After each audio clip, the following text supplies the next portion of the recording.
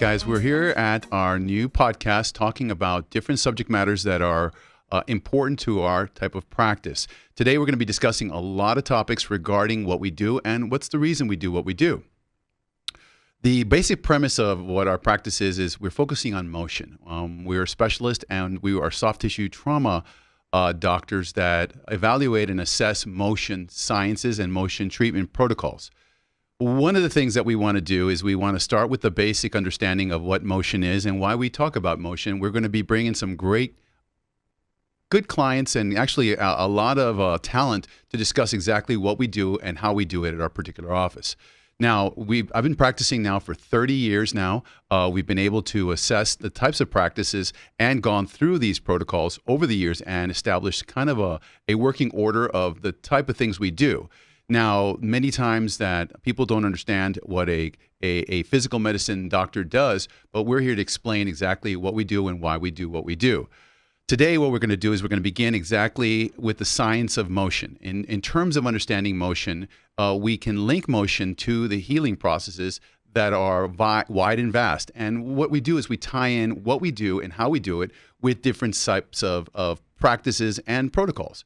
So in our practice and understanding of what physical medicine is and what motion sciences are, we have to first understand that everything is related. Everything is connected in terms of motion, in terms of the human state.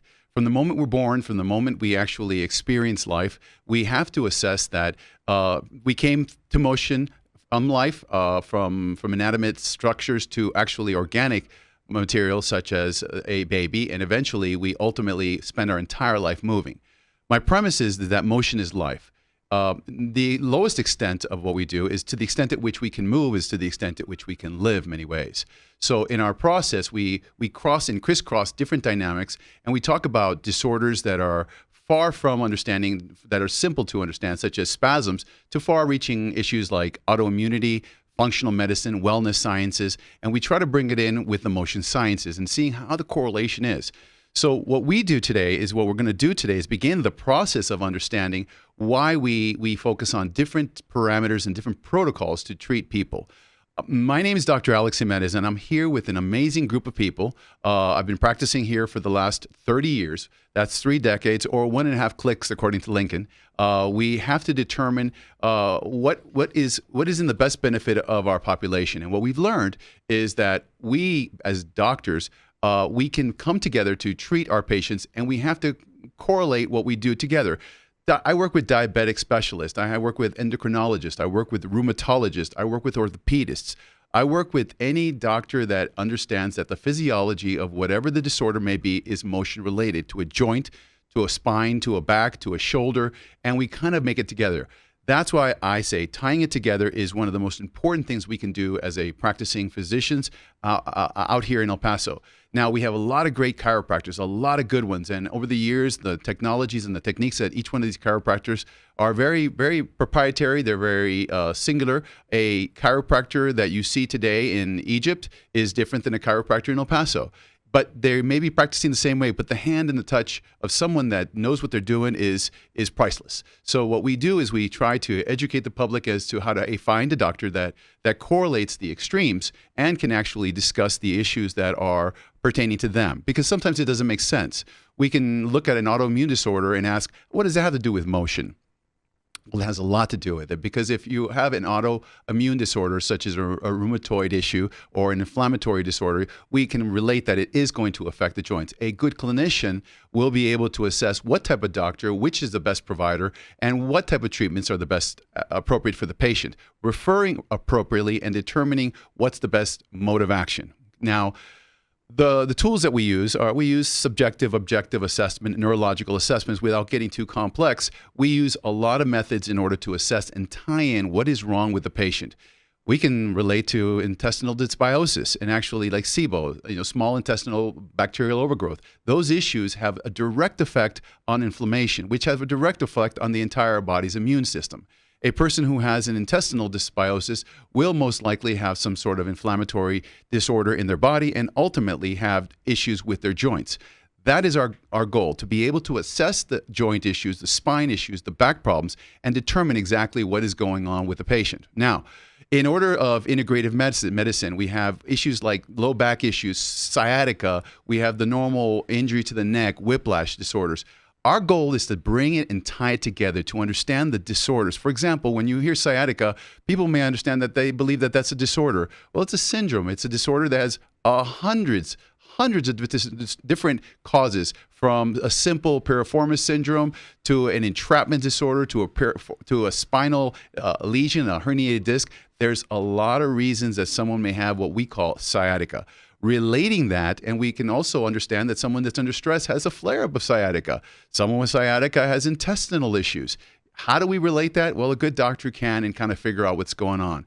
What we're trying to do here today is to evaluate what it is that we do in our particular practice and allow the doctors around everywhere to understand that there is a huge gamut and a huge disconnect if we believe that joint-related problems stay with joint-related problems.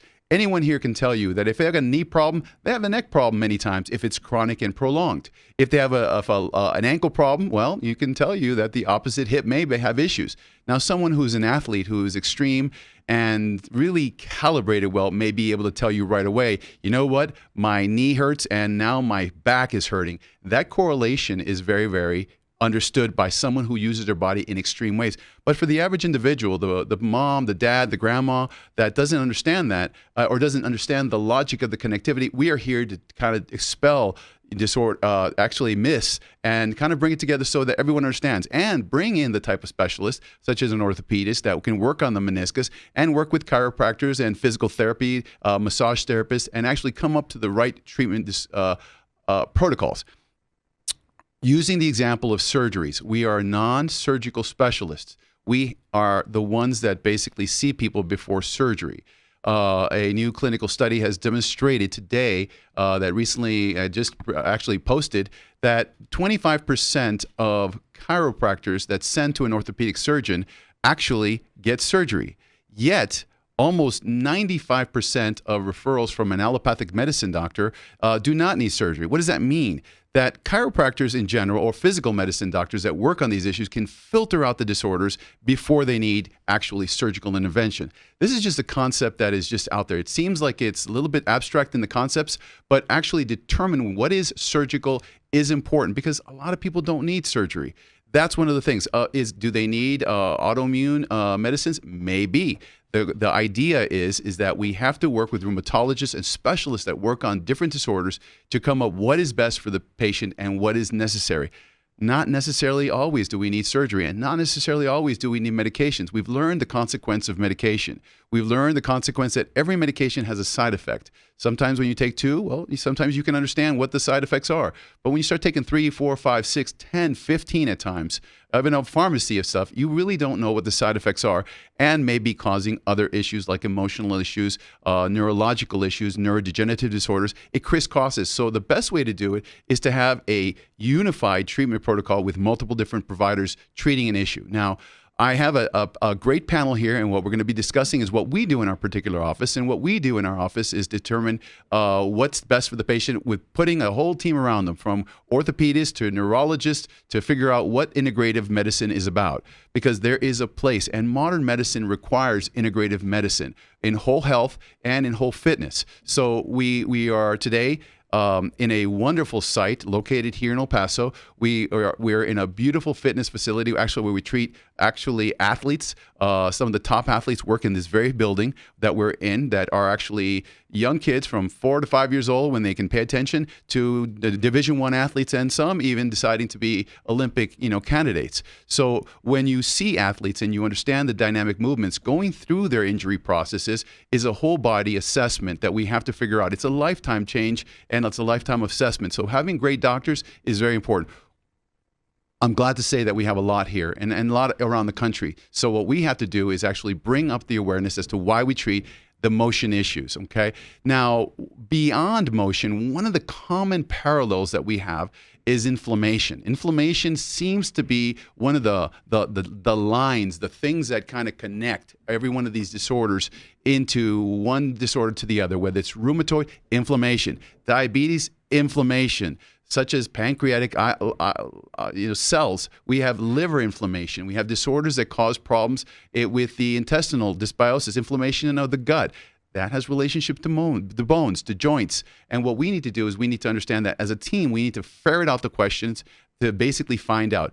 When patients present to us, they present to us as almost like a one two-dimensional object, basically with just like I'd call it like a domino. I see a domino, and I got presentations that are the symptoms and objective, subjective findings.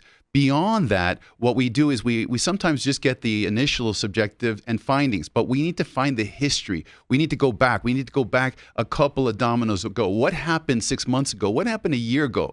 These things correlate. So in that sense, what we do is we have to do a thorough assessment. And doctors that in today's world, we use other people to help us and find out, nutritionists, health coaches, to figure out what's going on with the story. What is the biochemical makeup of the individual having these issues? Today, I'd like to introduce you one of our awesome staff people. That's our chief clinician in terms of coaching. What we got to do is we got to introduce her. Her name is Kenna Vaughn. She is responsible for helping people find out the cause and the reason why they have issues that are beyond the normal biomechanical issues, and find out where in the history the issues are at.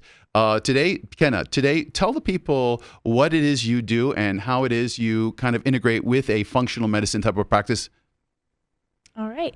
The first thing that we make sure we do at our practice is make sure that every single patient is heard, because it is so important. And just like Dr. Jimenez was talking about, when you look at a patient, you don't always get everything right from the beginning. So we want to make sure we go back and we get that detailed history, and we ask those really important questions that make the patients think, finally someone's hearing me and I'm not crazy.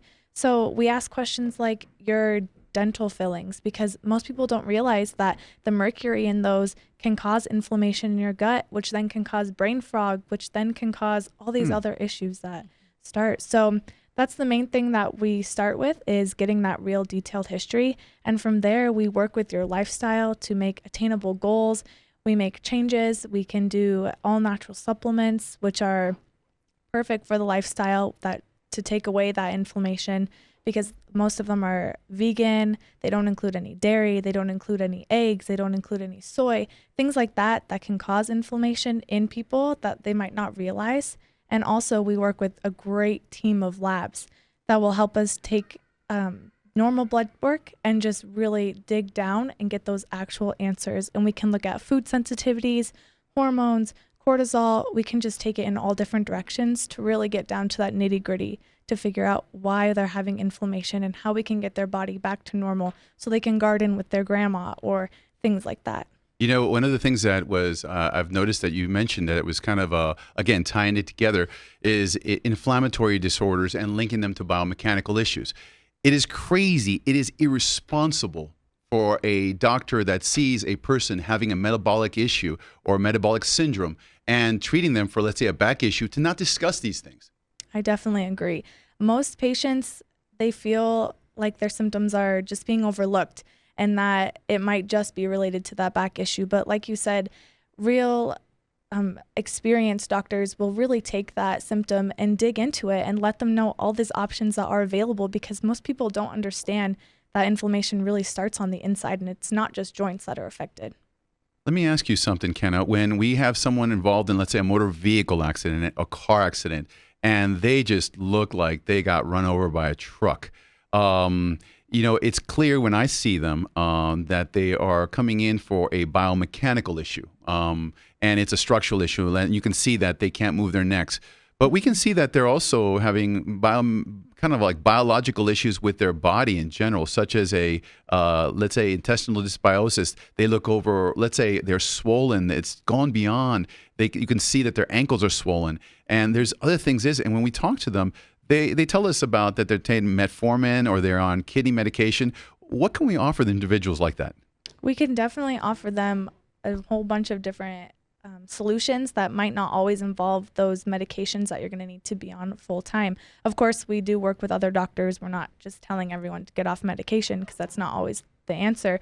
But we can offer more natural ways, such as the lifestyle change. We have coaching programs at our clinic, and we even have these really amazing bracelets that we connect to a scale.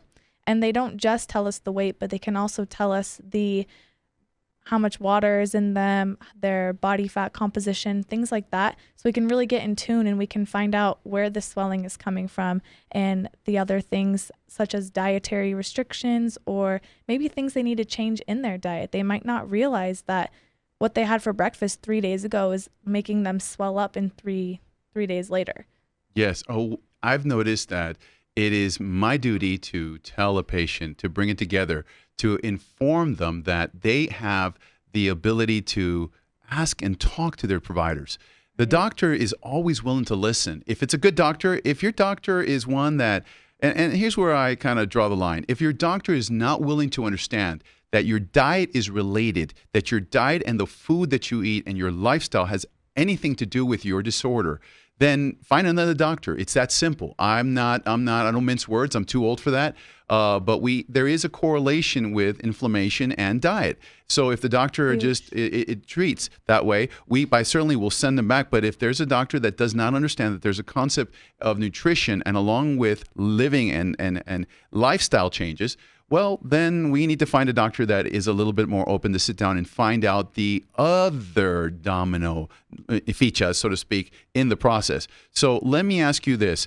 Kenna, we do different diagnostic tests, right? Yes. We do GI, we do gastric tests, we do blood work, we do metabolic panels. What our goal is at the fundamental assessment to find out how the immune and inflammation is occurring. So whether it's a joint problem, whether it's inflammatory, we stick to the primary. And in that situation where we do find that there's an inflammation issue, we do refer out to the right doctors to determine, this is what we find. And you know what the doctors find out? The doctors find out that other people are taking care of their patients. So information is huge. The way we treat our patients from the moment they walk in, we're going to literally allow them to feel welcome, to allow them to feel safe, because people are scared. They do not go to a doctor in order to just kind of say, hello, how you doing? What's up? That's not what happens. What we do is we actually determine what is going on with them, and they want a friend. We have here with us today Truide, who's our main director of our office, who meets our patients. She's our clinical liaison. She's been so kind to give us her time today. Truide, can you tell us a little bit about what you do in the office and specifically about administrative and how to welcome patients in when they come in? Absolutely. A lot of people come in, and I guess let's just talk about the elephant in the room. How much is all this going to cost? That's one huge point that a lot of the people are afraid of. And just a little side note, as when someone has kidney failure or is on dialysis, this requires to set a time 3 to 5 hours per week per treatment. And the average cost for dialysis per year, and this is according to the renal data system back in 2014, is between $53,000 to $72,000 per year. Per year. Okay, gotcha. Mm-hmm. That is not nearly how much it's going to cost when you get on an alternative approach that involves, all the different type of diagnostic testing that they were talking about, plus all the different supplements and the change in lifestyle. It's not a diet, it is a change in lifestyle. So what I do, I kind of offer them different options as to how can they go ahead and afford this type of different lifestyle. That is going to definitely decrease the chances and avoid the chances of them being on dialysis. It's amazing, Truide, when you mention that, because one of the things that I've noticed is that if clinical medicine it finds laboratories are find out issues when they're clinical. Now, there's a world of before that happens, before the blood work shows positive.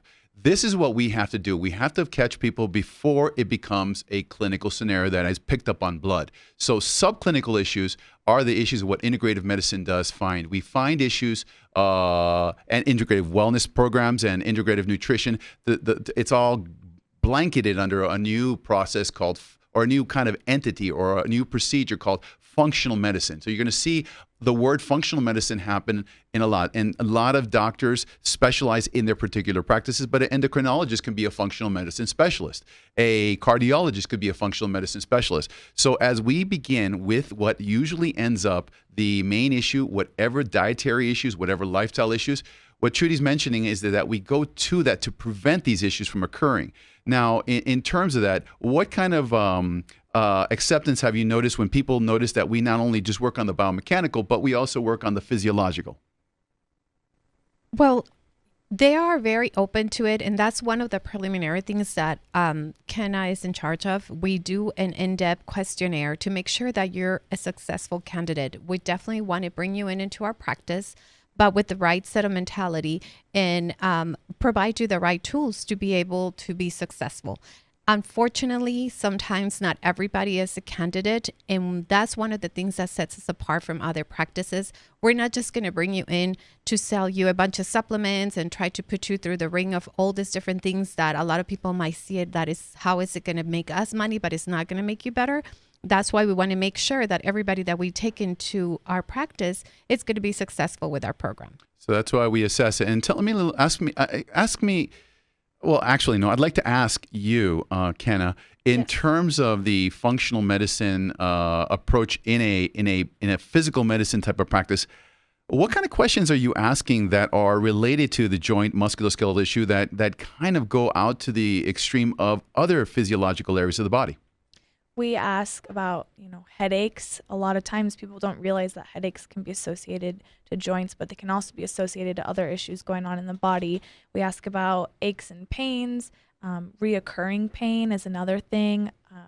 Like arthritis, a lot of people have it in their hands and their knees, things like that. We really want to know the specific joints. We want to know how long it's been going on. We want to know if your mother had it, if your father had it, if family history. Okay. Yes, definitely. It's a huge part of it, and most people don't realize that. They just kind of brush off family history most of the time, I realize. They think that... Well, let me interject there, because one of the things is that the number one thing that determines your predisposition for arthritis, genetics. Really? Genetics. What the number one thing that determines your ability to have diabetes? Genetics. So the number one thing to have neurological disorder, we're finding that genetics predisposition. The world of genomics is coming in. People understanding the sciences of genomics and how we can relate that. But now the world of nutritional genomics comes in, where you actually change or you help or assist the body recover through nutraceuticals and nutritional changes. So it is, again, irresponsible to believe that biomechanical issues have no relationship to the intestinal, to the world of whatever comes in your mouth, so to speak. So we have to see that. Now, and Truide, thank you so much, because it matters to us, your information. And I guess, is this available to anybody? Oh, absolutely. Thank God for the now and age that everything that it's a way, you just touch and information is right at the touch of your fingers. But it's certainly available, and it's extremely, extremely affordable. It will be more affordable to invest a little bit of not just your time, but change your lifestyle, versus having to invest in dialysis the rest of your life for thousands of dollars. Plus, another thing that I wanted to just set a point, talking about what sets us aside. One of the things that we all do as in our clinic, we all go through a detox program. So that way, when our patients are being exposed to a detox program, we can certainly let them know firsthand experience. This is where you're going to be experiencing. This is what you should take it. So all of our staff knows what they're going to be experiencing when they go through a detox, and they know exactly what to eat. So it's not just one person that is going to be familiar with this type of information. You know what? Information is power today. That's the bottom line.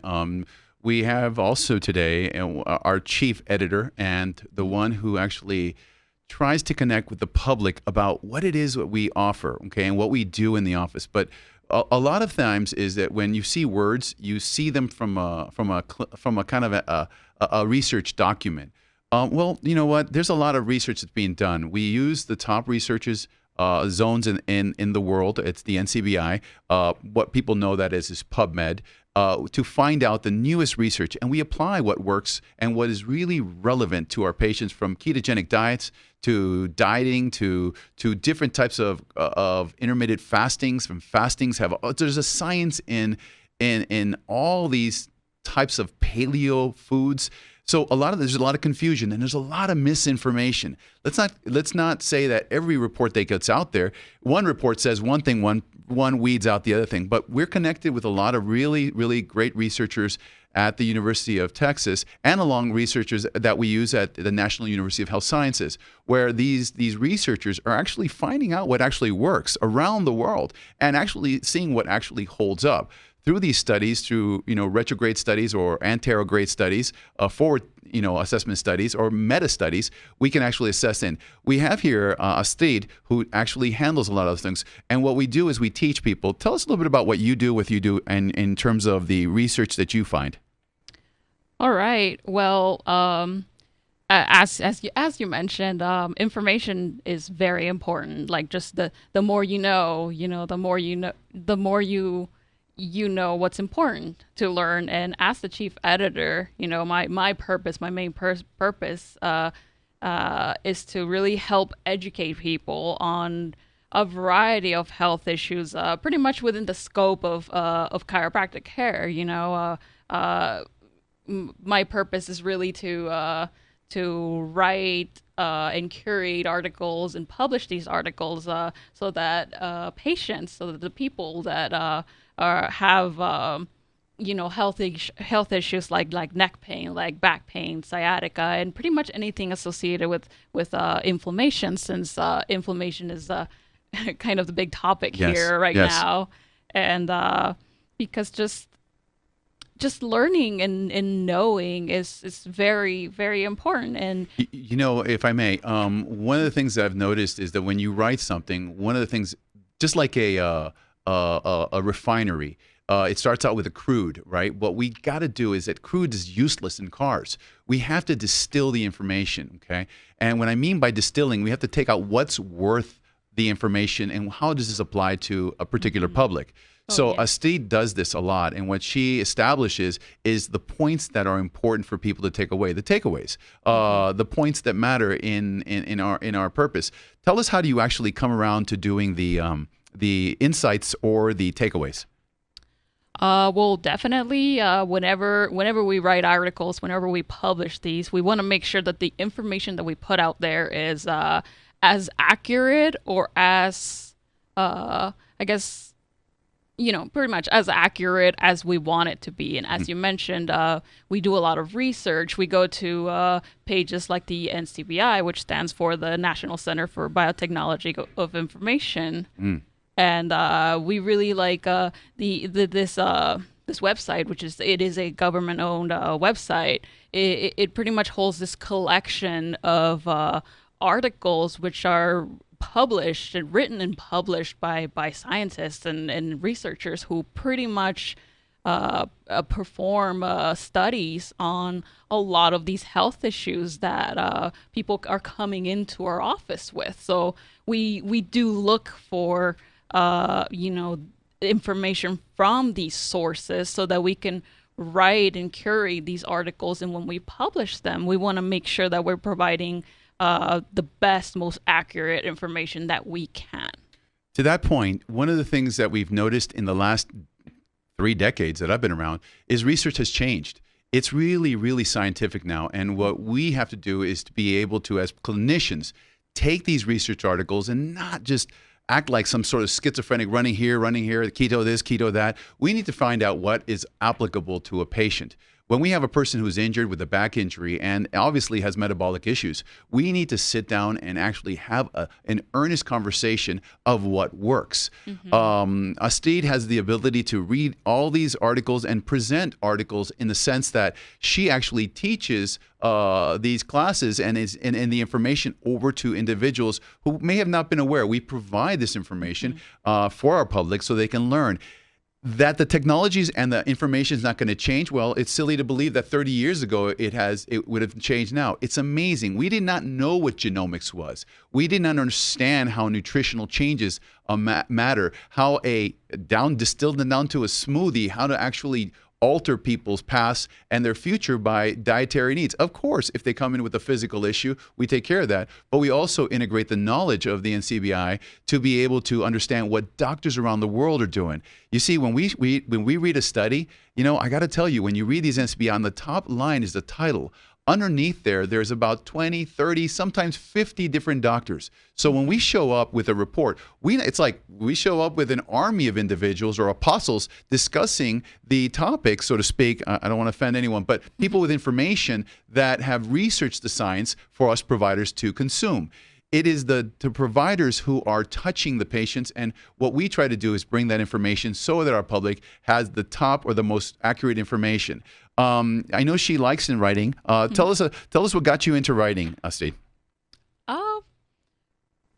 Well, I've just kind of grown up. My family, I have a medical background. My dad, as I previously talked about him before on the podcast. Absolutely. My dad's name is Dr. Astrid Ornelas, and just coming from a medical background and just hearing these things and just things that to me it was normal, like listening for health related topics, and I was just always interested in learning more and just wanting to know, and it was always a lot of reading. So just when I was young, just growing up, it was just always like picking up books, sitting down in a quiet corner on my desk at the classroom, and just always just reading and taking in all this knowledge and as much as I could, really. And that just kind of carried over as soon as I like when I started growing up, and I just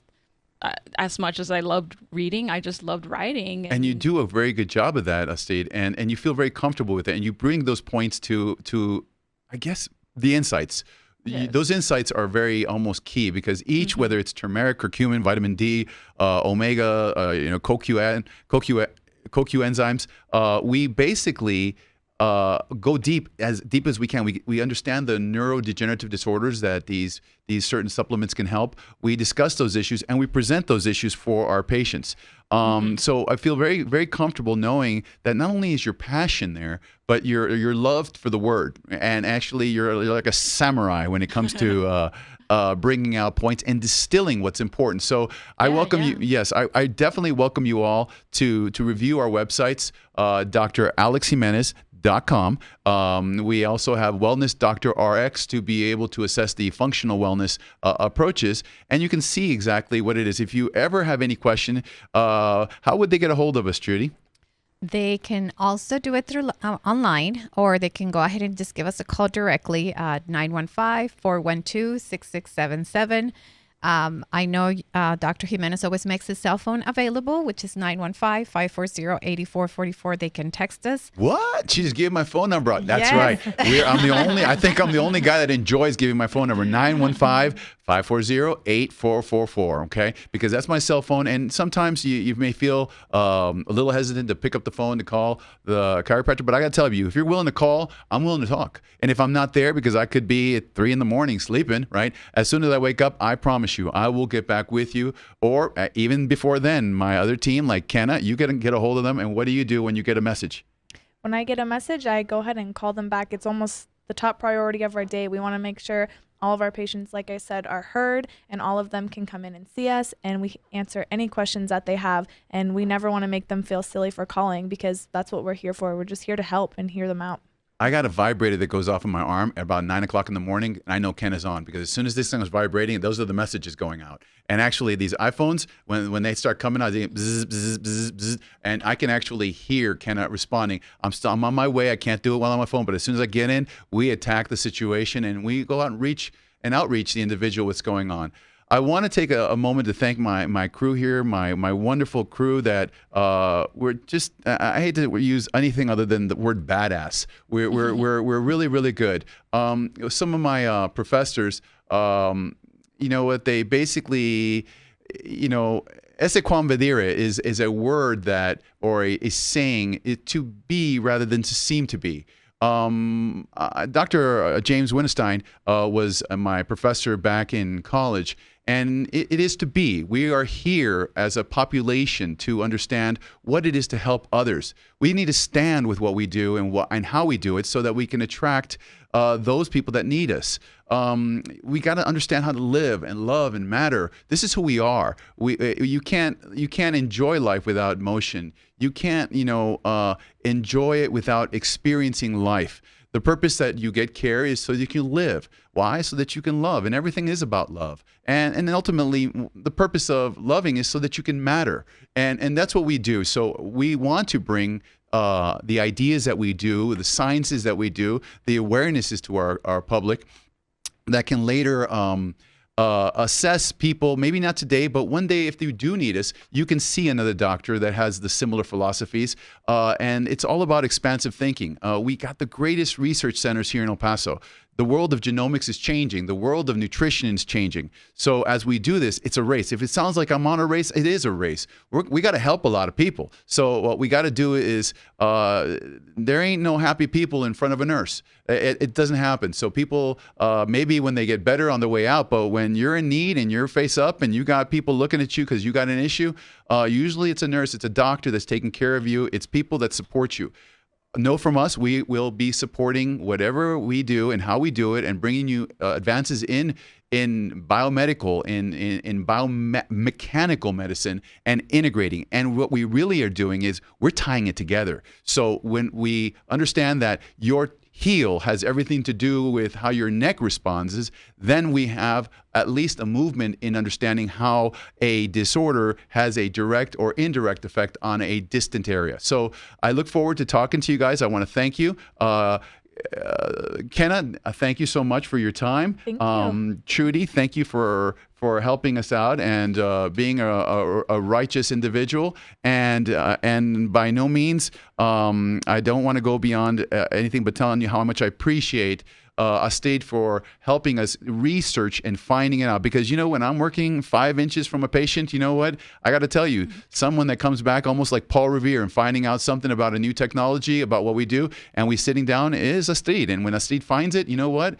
Oh man, I turn out and look like I'm Paul Revere through my office, running around and running into walls about some new technology of what we found. So thank you, and we welcome you to be watching our show on a regular basis.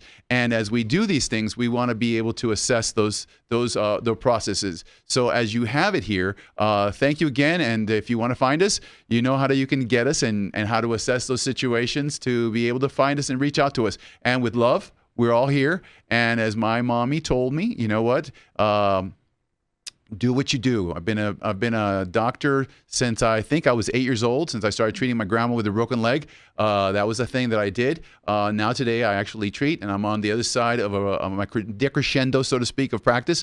And as I do these things, I want to share with you what I know and what I've learned over the years. So from my father, Alberto Jimenez, to my mother, Yadira Jimenez, and all the parents that actually raised those individuals that are in this room, we are proud emissaries and apostles of the information that goes forward. And I look forward to coming back and teaching you guys what we learned and bringing it to my town. God bless.